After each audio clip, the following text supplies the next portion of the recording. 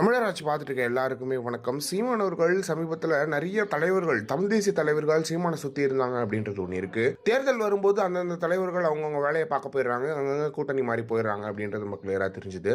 அதுல முக்கியமா நிறைய பேர் கே செல்வகுமார் அவர்களா இருக்கட்டும், செந்தில் மல்லர் அவர்களா இருக்கட்டும், தடா ரஹீமா இருக்கட்டும், இவங்க எல்லாருமே வேற வேற கூட்டணிக்கு போயிட்டாங்க அப்படின்றது ஒன்று இருக்கு. சீமானவர்கள் கூட துணையா நின்றுட்டு இருந்தாங்க எல்லாருமே. ஆனா இப்ப யாருமே சீமானவர்கள் கிட்ட வரல அப்படின்றது ஒன்று இருக்கு. அதுல முக்கியமா கே செல்வகுமார் அவர்கள் பதவிக்காக போய் திமுக தஞ்சம் அடைஞ்சிருக்காரு அப்படின்றது ஒன்று இருக்கு. வேல்முருகன் திமுக இருந்து வெளியே வந்த அப்புறம் இவங்க எல்லாம் ஒரு தமிழ் தேசிய கூட்டணிகள் உருவாகிறாங்க அப்படின்றது ஒன்று இருக்கு.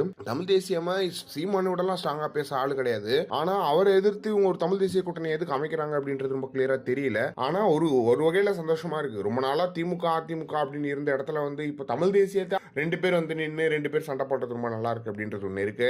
ஆனா தமிழ் தேசியத்தை சீமானவர்கள் மாதிரி பேச ஆள் இல்லை அப்படின்றது யாருக்குமே மறுக்க முடியாத ஒரு விஷயமா இருந்துட்டு வருது. எனவே வேல்முருகன், தடா ரஹீம், செந்தில் மல்லர் இவங்க எல்லாம் சேர்ந்து ஒரு தமிழ் தேசிய இயக்கத்தை உருவாக்கி இருக்காங்க அப்படின்றது ஒண்ணு இருக்கு. இவங்க கண்டிப்பா தேர்தலில் போட்டிடுவாங்க அப்படின்ற எதிர்பார்ப்பும் இருக்கு. ஆனா எந்த அளவுக்கு வாக்கு வாங்க முடியும் அப்படின்றது ஒண்ணு இருக்கு. தமிழ் தேசியத்தை பயங்கரமா கொண்டு போய் சேர்த்துட்டு இருந்திருக்காரு. நீங்க எவ்வளவு கஷ்டப்படுறாரு சீமானவர்கள் அப்படின்றத நம்ம பாக்குறோம். அவரால் ஒரு இடத்துக்கு மேல பேசவே முடியல. அவரோட கொள்கையை ஒரு இடத்துல எடுத்து சொல்லும் போது அவர் சாயந்தரம் முடியும் போதெல்லாம், அதாவது நாள் முடியும் போது கடைசியில ஒரு பொதுக்கூட்டத்தில் பேசுறாரு. அவருக்கு தொண்டே இல்லை. அந்த அளவுக்கு சீமானவர்கள் ரொம்ப கஷ்டப்பட்டு இந்த தமிழ் தேசியத்தை கொண்டு போய் சேர்த்தாலுமே மக்கள் மனசுல அது ஏற மாட்டேங்குது. பணத்துக்கு தான் மக்கள் ஓட்டு போறாங்க அப்படின்ற போது இதெல்லாம் எப்படி ஒர்க் ஆக போகுது அப்படின்றது தெரியல. எனவே இதை பத்தி நீங்க என்ன நினைக்கிறீங்க அப்படின்றது மறக்காம கமெண்ட் பாக்ஸ்ல சொல்லுங்க.